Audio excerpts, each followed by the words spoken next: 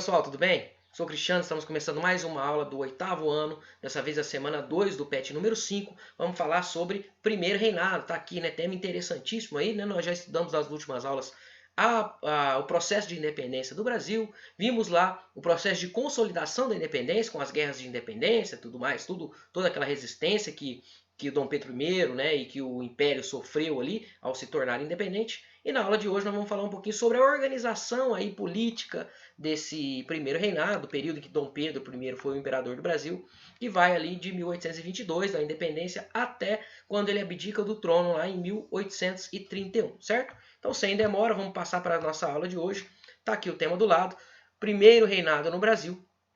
Então nós vamos falar exatamente desse período aí, né, que vai lá de 1822, desde a independência, até o fim do governo de Dom Pedro I, em 1831, tá? Vamos começar com essas imagens aqui, né? Algumas imagens aí que vocês já devem ter visto, ou, né, provavelmente vocês já ouviram falar. Nós temos aqui primeiro a figura do nosso primeiro imperador, né? O Brasil, depois da sua independência, ele se torna um império, e o imperador vai ser justamente o Dom Pedro I, né? Filho lá do Dom João VI. Dom Pedro I proclama a independência do Brasil lá no dia 7 de setembro, né? Nós já estudamos aí, vimos que aquelas imagens que nós temos sobre esse fato não são realmente aí como ele de fato aconteceu, mas enfim, ele se torna o nosso primeiro imperador. Lá em cima nós temos a bandeira, a primeira bandeira do Brasil, né? Nós vamos ver como que ela foi feita, como que ela foi construída, né? Como que ela foi criada. Porque o Brasil deixou de ser colônia, né? Deixou de ser território português, passou a ser um país independente, e aí ele precisa ter um hino, ele precisa ter uma bandeira, ele precisa ter um brasão, ele precisa dos símbolos nacionais. Nós vamos ver como que isso aconteceu. Embaixo aqui nós temos a imagem da coroação de Dom Pedro, então tá ele sentado no trono, já com a bandeira ali, com a coroa, né? E todo ali, todos os políticos, né? Todos os ministros importantes ali ao lado assistindo a sua coroação como imperador do Brasil. E lá em cima nós temos a capa de um livro todo bonito, né? Com umas ilustrações douradas ali, que é a nossa primeira Constituição, né? O que é uma Constituição? A Constituição é um conjunto de leis que um país tem. Então, se o Brasil estava se tornando um país independente, ele precisava ter as suas leis próprias, né? Ele não ia mais ser organizado e seguir as leis de Portugal, né? Que ele seguia quando ele era colônia. Agora, depois da independência, precisa de uma Constituição do Brasil para decidir quais serão, como que o Brasil vai estar organizado, o que pode, o que não pode, como que é, se tem eleição, se não tem, qual que é o sistema de governo, tudo isso está definido aí nessa primeira Constituição. Nós vamos ver que teve foi meio complicado ali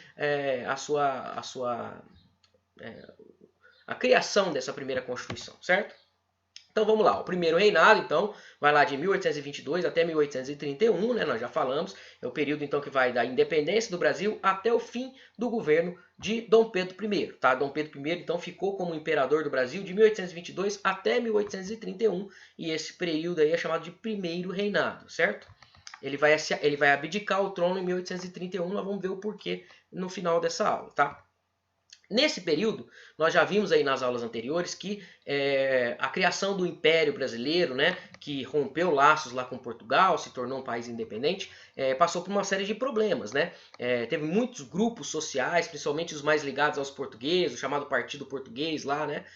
Aqueles que eram os militares portugueses, os funcionários públicos portugueses e tal, que não queriam a independência, né? Os comerciantes portugueses não queriam a independência. Então nós tivemos um processo de resistência, aí, as chamadas guerras de independência, que foram todos derrotados aí, né, pelas tropas imperiais, pelas tropas que foram formadas logo após a independência. Dom Pedro I então agiu rapidamente ali, contratou alguns mercenários, nós vimos isso na aula passada, e ele consegue derrotar esses movimentos, né? O mais importante, o mais significativo deles aconteceu lá em 1824, que foi a Confederação do Equador, que nós vimos também na aula passada, né? Então, esses primeiros anos aí teve essas dificuldades. Para impedir que o Brasil se fragmentasse, né? Se separasse, que ele continuasse ali unido, né? O território todo, e que ele continuasse independente, né? Não se tornasse uma colônia ou alguma coisa assim, né? Então, esses primeiros anos foi um processo de consolidação do império, tá? O imperador Dom Pedro I, esse que está aí todo elegante, né? Com suas medalhas e tal, na imagem, no slide, o imperador então ele tinha algumas preocupações. Primeiro, organizar esse novo país, consolidar a independência e, por fim, né, criar esses símbolos que eu falei, né, um país novo precisa de novos símbolos. Ele foi, inclusive, ele que escreveu, né, o hino, o primeiro hino do Brasil, que é o hino da independência, nós chamamos de hino da independência hoje, foi escrito por ele, né, e a bandeira e tudo mais, nós vamos ver nessa aula. E também ele estava preocupado em elaborar as leis do país, né? A primeira Constituição, nós falamos agora há pouquinho, a Constituição é o conjunto de leis que regem o país, né? Que organizam o país, determina a forma de governo, determina o que pode e o que não pode, né? O Brasil, enquanto uma nova nação, precisava de uma Constituição. Então essas vão ser as primeiras preocupações aí do Dom Pedro I, tá? Vamos falar do símbolo primeiro, né? Da bandeira do Império. Vocês conhecem a bandeira do Brasil, né? Verde, amarela, né? Um pouquinho diferente dessa que está aí, essa é a bandeira do Império, tá? A bandeira do Brasil é diferente porque temos o verde e o amarelo, mas ao invés de ter o brasão do Império ali, nós temos um globo, né? Um círculo redondo, né? Com as estrelas e é escrito lá Ordem e Progresso. Essa bandeira é do Brasil República, né? Nós vamos ver lá na frente como que essa bandeira foi criada, né? Quando que ela foi criada. Essa é a bandeira do Brasil Império, essa aqui, tá? Quem criou essa bandeira não foi um brasileiro, foi um francês, foi um artista francês que estava aqui, que tinha vindo na missão artística francesa para o Brasil, né, logo depois da vinda da família real, ainda lá naquele contexto do Brasil colônia. E o Jean-Baptiste Debré, que é o nome desse artista, desse pintor, ele vai ser o responsável por Dom Pedro I, vai dar a responsabilidade para ele criar o símbolo, a bandeira nacional, né? A bandeira, então, nós temos lá o verde e o amarelo. O que significam essas cores, né? A gente acha aí, muita gente fala que é o verde das matas, né? O amarelo das nossas riquezas. Não é nada disso, tá, gente? O verde e o amarelo são referências às cores das famílias reais que vão se unir ali para fundar a primeira dinastia brasileira, né? Então, o verde era a cor da família de Bragança, a família de Dom Pedro I, tá? Portuguesa. E o amarelo era a cor da dinastia dos Habsburgos, né? Da Maria Leopoldina, esposa do Dom Pedro I. Então, é a junção lá da dinastia de Bragança com a dinastia dos Habsburgos que vai fundar aí a família imperial brasileira, né? Então, o verde e o amarelo fazem referência lá à dinastia da Casa dos Braganças, né? Ao brasão lá dos Braganças, e o amarelo aos Habsburgos, da Áustria, né? Que era a família da Maria Leopoldina, esposa do Dom Pedro I, tá? Então, o verde e o amarelo aí não tem muito a ver com floresta, com ouro, nada disso, tá? É a cor lá das famílias reais que vão fundar o Brasil, o Império Brasileiro, tá? No centro ali da bandeira, né, onde nós temos o nosso globo ali com as estrelas, né? É um círculo azul com as estrelas. Nessa época do Império tínhamos o brasão, né? O brasão do Brasil, né? Que tem ainda alguns símbolos portugueses, claro. Nós estamos falando de um imperador que é português de nascimento, Dom Pedro I, nasceu lá em Portugal, e ele tem alguns símbolos ali, né? A esfera armilar, né? Que é como se fosse um globo ali, era um símbolo das grandes navegações né, portugueses, quando os portugueses saíram lá para contornar o litoral da África e vieram aqui para a América e tal. O símbolo da navegação portuguesa era essa esfera armilar, está presente ali também. E embaixo dele, não dá para ver direito nessa imagem porque está muito pequenininho, mas tem uma cruz, né? A cruz da Ordem de Cristo, né? Aquele símbolo português, né? Tá até lá o símbolo que está na camisa do clube do Vasco da Gama, né? Que é um clube que homenageia fundado por portugueses. Aquela cruz, né? Vermelha é a cruz da Ordem de Cristo, tá no fundo ali da esfera armilar, tá? E aí nós temos em cima a coroa, né, o símbolo do brasão do Império, e aí embaixo nós temos dois símbolos que fazem referência ao país, né? Do lado de cá nós temos um ramo de café e do outro lado um ramo de tabaco, dois produtos agrícolas brasileiros aí muito importantes, né, que o Brasil já estava começando a produzir nesse período. Então nós temos aí os símbolos ali da nossa bandeira, né, a bandeira do Império Brasileiro, tá? Além da bandeira, como eu falei para vocês, precisava ser feita a Constituição, que é o conjunto de leis que vai organizar, que vai definir como que as coisas vão funcionar no Brasil, né? O Dom Pedro I, então, logo que ele, né, logo depois da independência, em 1823, ele convoca uma Assembleia Constituinte, né? Políticos lá, os deputados, né, as pessoas mais importantes ali das elites locais, para juntos elaborarem ali a primeira Constituição do Brasil. Só que o Brasil estava dividido ali em dois grupos. Nós tínhamos um grupo que era o Partido Português e nós tínhamos um grupo que era o Partido Brasileiro. O Partido Português eram aqueles que queriam que o governo estivesse mais centralizado nas mãos do imperador, né? Queria que o imperador fosse como se fosse um rei absolutista, que concentrasse todos os poderes na mão dele. E o outro grupo, o Partido Brasileiro, ele já queria que que os deputados, né, que o parlamento ali tivesse alguma influência no governo, então que as leis da própria Constituição limitassem o poder aí do Dom Pedro I, tá? Então você tem um grupo, o Partido Português, que é mais centralizador, e um outro que quer mais autonomia ali, para que cada elite local ali nas suas regiões tenha uma certa autonomia, né? Não quer a concentração de poder na mão do imperador. Esses dois grupos eles vão ficar discutindo para decidir como que vai ser feita essa Constituição, quais serão as leis do Brasil. E essa Constituição acaba que não sai do papel. Então a primeira tentativa de Constituição do Brasil depois da independência ficou conhecida como Constituição da Mandioca e ela não sai do papel, né? Por que ela tem esse nome, Constituição da Mandioca? Porque ela determinava algumas coisas, eles conseguiram determinar.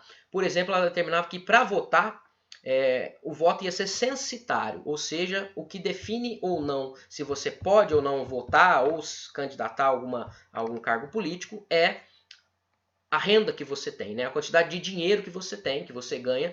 Então, a renda passa a ser um critério para definir se você pode ou não votar e se você pode ou não concorrer. E essa renda era definida pela quantidade de alqueires de mandioca, né? Alqueires de mandioca era uma produção agrícola ali, né? Lembre-se que nesse período a gente está falando de elites agrárias, né? Então, grandes fazendeiros. Então, as contas deles, os cálculos deles eram todos mais ou menos aí, né, em produção agrícola, né? Então a Constituição da Mandioca definia, então que não saiu do papel, definia que que o voto era censitário, era definido pela renda, e aí essa renda era medida em alqueires de mandioca, tá? Uma coisa eles chegaram em comum também, né? Além dessa questão do voto censitário, eles também todos concordavam em manter a escravidão, porque a gente está falando de pessoas que eram proprietários de escravos, né? Então alguns países ali já estavam começando a ter esses movimentos de abolição da escravatura e o Brasil ainda nada. O Brasil ia manter, aliás, o Brasil vai ser um dos o último país aí da América a acabar com a escravidão, só lá em 1888, lá na frente, tá? Aqui em 1823, onde nós estamos aí, no período que nós estamos falando, eles concordavam então todos em manter a escravidão. E aí, tinha aquela disputa dos grupos, um que queria dar mais poder, o Partido Português estava mais enfraquecido, que queria o poder na mão do imperador, e as elites locais, o Partido Brasileiro, que queria ter mais liberdade ali, queria que a Constituição limitasse os poderes do imperador. O imperador, vendo tudo isso acontecendo, ele percebeu que ele estava perdendo, e ele percebeu que ele ia ter os seus poderes limitados, né? E aí, não querendo ter seus poderes limitados, não querendo perder poder, ele vai lá, chama o exército, fica em volta, né, coloca o exército ali em volta do prédio da Assembleia Constituinte, lá no Rio de Janeiro, onde os deputados constituintes estavam discutindo como que ia ser a Constituição, e aí ele decide dissolver a Assembleia Constituinte, tá?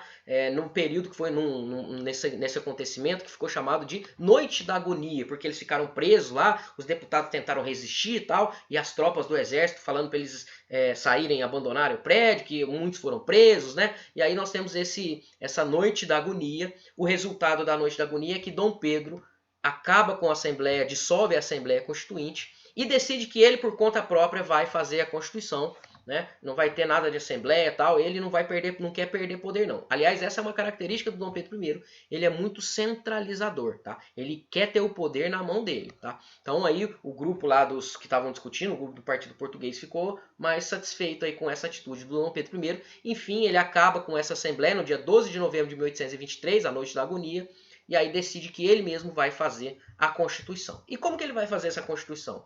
Ele decide que, né, ele foi muito criticado, falando que ele era muito centralizador. Ele falou assim, tá bom, eu não vou fazer sozinho não, eu vou nomear aqui um conselho de estado, e aí ele nomeia 10 pessoas que eram da confiança dele, para que ele, com o auxílio dessas 10 pessoas, reunido à porta fechada, decidisse como seria a Constituição brasileira, essa Constituição que ficou pronta, a Constituição de 1824, tá? Ele ficou lá então às portas fechadas, e aí em março de 1824, eles terminam o trabalho, a Constituição está pronta, e o normal de uma Constituição é ela ser votada pelos deputados, né? Pelos políticos ali, para ver se ela é ou não aprovada, né? Essa Constituição ela não foi aprovada, ela foi outorgada. outorgada. O que isso quer dizer? Ela foi imposta. Ele chegou com a Constituição, o Dom Pedro chegou com a Constituição pronta e falou assim, ó, a Constituição é essa, vocês não têm que dar palpite nenhum, as leis vão ser assim. Então ele outorgou, ou seja, ele impôs a Constituição em 1824, a primeira Constituição do nosso país. E o que ela definia? Ela definia, por exemplo, que os poderes tinham que ser divididos em 4. Né? Se vocês lembrarem lá, os iluministas, eles falavam que para o governante ele não ser um déspota, para ele não ser, não ser um absolutista, o poder tinha que ser dividido, né, para as pessoas poderem ter liberdade e tal. E aí ele propõe lá, o poder tinha que ser dividido em executivo, legislativo e judiciário. O executivo, aquele que executa as leis, no caso do nosso sistema político hoje, o presidente, a nível nacional, o governador a nível estadual e o prefeito a nível municipal, mas naquela época o executivo era o próprio imperador. Executivo, o legislativo, que é aquele que faz as leis, e o judiciário, que é aquele que julga as pessoas que infringem as leis. Tá? Essa é a divisão clássica lá dos 3 poderes que os filósofos lá do iluminismo determinaram como sendo a mais justa. O Dom Pedro ele fala, não, tá bom, vou fazer a divisão dos poderes, só que eu quero 4 poderes. E ele cria um 4º poder. Esse 4º poder é o poder moderador. E esse poder moderador fala que ele era de uso exclusivo do imperador, então o poder moderador era do imperador, e o imperador, através do poder moderador, poderia interferir nos outros poderes. Ou seja, não tinha divisão de poder nenhuma, ele estava acima, porque se os outros poderes lá, o legislativo, o judiciário, decidissem que ele estava fazendo alguma coisa errada, que ele tinha que ser punido, ele tinha o uso do poder moderador e poderia interferir aí. Então, tinha divisão de poderes, mas era só no papel, porque na prática o poder moderador concentrava poderes nas mãos do imperador Dom Pedro I. Tá? O voto, quanto ao voto, ele definia que o voto ia ser, a eleição ia ser censitária, tá? Por renda, então só os ricos que iam votar, e ele determina lá os limites, o mínimo de renda que você tinha que ter. Para poder votar, você tinha que ter uma renda anual mínima de 100 mil réis, que era bastante coisa, tá? Não era qualquer um, não. Para poder se candidatar, então aumentava, Para se candidatar como deputado, você tinha que ter no mínimo 400 mil réis de renda anual. E para candidatar por um cargo maior, para senador, por exemplo, você tinha que ter 800 mil réis, Então, esse critério definiu que apenas os ricos participavam da eleição, apenas as elites, principalmente as elites agrárias ali, participavam da eleição. Além disso, o voto era masculino, então exclui as mulheres, ele era também para maiores de idade, tá? Ele era aberto, então não era votação secreta, você falava ali nominalmente o candidato que você estava votando, tá? E ele era indireto, O que isso quer dizer? Você não votava diretamente na pessoa, você votava ali num grupo de deputados que eles reunidos iam eleger a pessoa, tá? Então, esse é o sistema de votação, tá? Então a votação ela é indireta, aberta, masculino, mulheres não votam, tá? Indígenas estavam excluídos também, os pobres estavam excluídos, um monte de gente estava excluído aí. E aí ele era censitário, tinha que ter um mínimo de renda para poder votar. Tá? Então percebam que a eleição passa a existir, não para o cargo do executivo, porque é um império, ele vai passar de pai para filho, então o imperador Dom Pedro vai passar o trono para o filho dele, que é o que vai acontecer, depois vamos ver mais à frente. E a Constituição, então, estabelece também outras coisas que ela estabelece, é que o catolicismo ia ser a religião oficial do Império Brasileiro e sob o sistema do padroado, ou seja, a igreja estava subordinada ao imperador. Era ele quem nomeava os cargos da igreja ali e os funcionários da igreja, os padres e tal, eram funcionários do governo brasileiro, recebiam, o governo brasileiro ia cobrar o dízimo para poder pagar ali o salário desses funcionários, tá bom? Outra coisa que vai acontecer, gente. Bom, vocês viram aí que o Dom Pedro I ele teve medidas que foram muito centralizadoras, E aí ele vai começar a entrar em conflito com os setores sociais, Primeiro, por algumas questões. O Brasil entra numa crise econômica muito séria logo depois da independência, Porque ele já tinha estabelecido lá aqueles tratados comerciais que beneficiavam os produtos ingleses a entrar no Brasil, lá de 1810, esses tratados foram assinados novamente, e então você está entrando, produtos ingleses entrando no Brasil, a importação é maior do que a exportação, e aí o país fica devendo, A economia fica deficitária aí, e aí o Brasil estava passando por problemas. Além disso tudo, na independência, o Brasil teve que, para ter a independência reconhecida, ele teve que pagar indenizações pesadas, né? Para Portugal, por exemplo, reconhecer a independência do Brasil, teve que pagar uma indenização. E aí esse dinheiro foi pego de empréstimo com os ingleses, né? Então a dívida externa lá estava começando e o Brasil então estava com uma crise econômica muito séria aí, que já as pessoas já não estavam olhando com bons olhos para esse governo por causa dessa crise, tá? Outra coisa, nessas guerras pós a independência, né, esses movimentos que aconteceram, como a Confederação do Equador, que aconteceu no Nordeste, tal, ou mesmo outros conflitos que o Brasil se envolveu, né? O Brasil se envolveu nesse período também uma guerra na Cisplatina, lá na região onde hoje é o país do Uruguai, aquele território fazia parte do Brasil, né? E aí eles vão lutar pela independência, eles vão conquistar a independência, vai gastar muito dinheiro com isso, com essa guerra, vai se gastar também, muitas vidas vão ser perdidas nessa guerra, e aí a população em geral estava insatisfeita com essas questões todas que o Brasil estava se envolvendo, né, gastando dinheiro com esses militares, né, que eram contratados, tudo isso fez com que a insatisfação da população crescesse em relação ao governo do Dom Pedro II, do Pedro I, desculpa, tá? Outra coisa que vai acontecer é a questão da sucessão ao trono português. O pai do Dom Pedro I, né, o Dom João VI, tinha voltado lá para Portugal, era o rei de Portugal, e aí ele morre. E aí, como o Dom Pedro I era o filho mais velho, ele tinha direito a ter o trono da coroa portuguesa. E aí os brasileiros aqui falaram assim, ixi, o rei morreu lá, o nosso imperador vai querer voltar para Portugal, ser rei de Portugal, nós vamos acabar voltar a ser colônia, né? Eles ficaram com dúvida, ficaram insatisfeitos aí com essa disputa.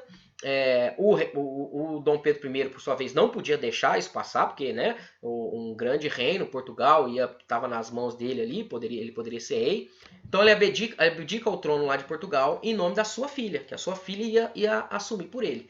Só que o irmão dele, Dom Manuel, dá um golpe lá e pega a coroa portuguesa, e aí ele fica nessa disputa com o irmão, né, enviando dinheiro lá para as tropas que estavam defendendo o lado dele lá em Portugal, né, fica nessa disputa pela sucessão à coroa portuguesa, e isso deixa os brasileiros insatisfeitos, né, porque ele não estava preocupado aqui com o Brasil, ele estava preocupado com a questão lá de Portugal, que já não tinha mais laço nenhum com o Brasil, né.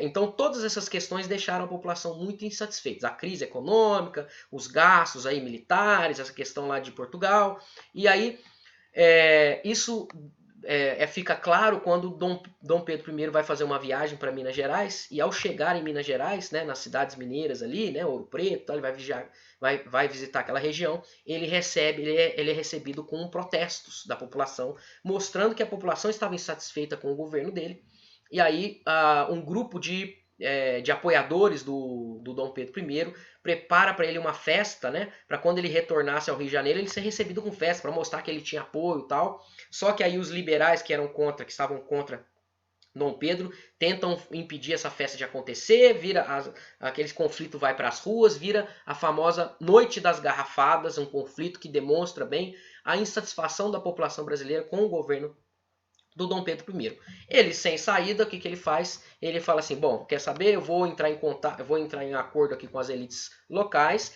e eles decidem então que era melhor mesmo ele se afastar, e ele volta lá para Portugal, vai lutar lá, ele vai conseguir ser rei de Portugal, ele vai ser o Dom Pedro IV lá em Portugal, e ele abdica do governo brasileiro, então do Império Brasileiro, em nome do seu filho mais velho, que na época tinha apenas 5 anos de idade, que era o Pedro de Alcântara, também que vai receber o nome como Dom Pedro II, tá? Filho do Dom Pedro I. Só que ele tinha 5 anos de idade. 5 anos de idade dá para ele ser imperador do Brasil? Não dá, né? Então nós vamos ver que após a abdicação de Dom Pedro I, nós vamos ter um período regencial que vai ser o tema da nossa próxima aula, certo? Então cobrimos aí todo esse período aí do primeiro reinado, né? Aqui nós temos um quadro que simboliza esse momento da abdicação de Dom Pedro. Então tá bom, Dom Pedro ali entregando a sua abdicação ao trono, em pé ali entregando os documentos, e sentado na cadeira aqui do lado, ó, vocês podem ver, tem uma mulher ali, né? E um menino. Esse menino já é o Dom Pedro II, né? Esse menino é o Dom Pedro II e ele já está tendo a mão beijada ali, porque ele vai ser o próximo imperador do Brasil, certo? Enfim, Tivemos aí então, cobrimos nessa aula todo o primeiro reinado, né? Vimos lá como que o Império Brasileiro foi organizado, né? A questão da Constituição de 1824, né? Até a abdicação de Dom Pedro I, né? Com uma série de problemas e insatisfações, ele resolve voltar para Portugal e abdica em favor do seu filho, o Dom Pedro II, certo? Que tinha só 5 anos de idade. Vamos ver o que acontece à frente aí nas próximas aulas, certo? Espero que vocês tenham gostado da aula, tá? Não se esqueçam de ir lá no nosso canal, inscrevam-se no nosso canal e curtam o vídeo, é importante vocês curtirem o vídeo e a gente volta na semana que vem, façam as atividades do PET, tá ok? Um abraço e até mais.